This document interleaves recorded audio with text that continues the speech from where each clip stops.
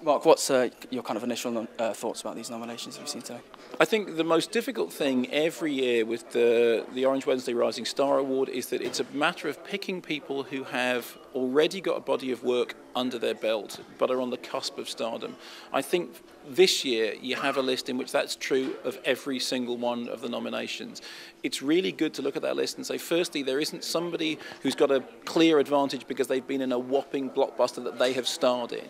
I think sometimes in the past that has been the case. I think it's a really strong field, and it'll be very interesting now to see who the public chooses. I mean, again, we're in the 6th year of this award now, and I say every year, critics can choose who they think are great actors and whose performances they really like, but only the public can choose who is a star. I honestly couldn't say who's the head of that list at all, and I think that's a very good thing. Do you think having I think Andrew Garfield and Emma Stone are in Spider-Man, things like that, people latch onto those very quickly? Do you think Andrew Garfield's possibly a front runner for this?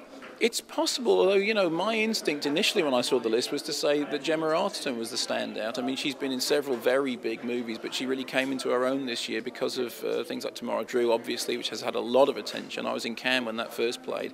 And, of course, the disappearance of Alice Creed, which was, for me, the film which really showed me what a talented actress she was. I mean, I thought that was a very brave film, very tough, three-hander, shot for very little money, really well written, really well directed. So, my initial impression was that she would be the front runner. I think what's interesting, however, is, as I said before, what critics think and what the public think are not necessarily the same thing. I mean, you could equally say that Aaron Johnson is a front runner because Kick-Ass was a big, successful, controversial movie, and or Tom Hardy is in Inception, which is surely one of the biggest blockbusters of the year. And actually, for my money, was the best film of the year. A blockbuster that demonstrated that you don't have to be dumb to be really popular. As we're kind of approaching award season as well, it seems to be like this the King's Speech in the Social Network. How do you feel about that? Do you think that's going to pan out over the BAFTAs and the Oscars? I think, it's foolish to predict nominations in advance. We know from the long lists that Black Swan, King's Speech, Inception, Made in Dagenham are all hopefully going to feature in the BAFTA nominations. I think there may be a slightly different slant when it gets to the Oscars. And already we've seen a move away from some of the nominations of the Golden Globes. I mean, things like The Tourist getting nominated for Best Musical or Comedy, which strikes me as strange.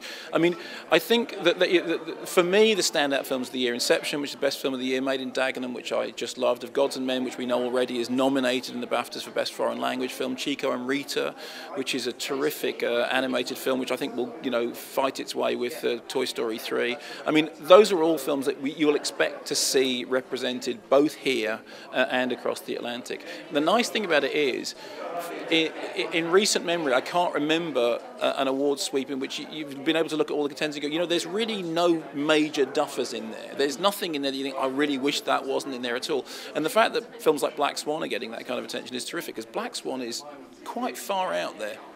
Natalie Portman as well, I think, has to be in a good chat with awards. Natalie Portman is on screen for almost every second of Black Swan, and she really gives it her all in that movie. I'd be very surprised if she's not nominated. Cool. Just very quickly, I noticed Fred has sadly slipped out of the box office top 10. Has it? That's a shame. Yeah. Is there any way we can get an impression on Friday, perhaps?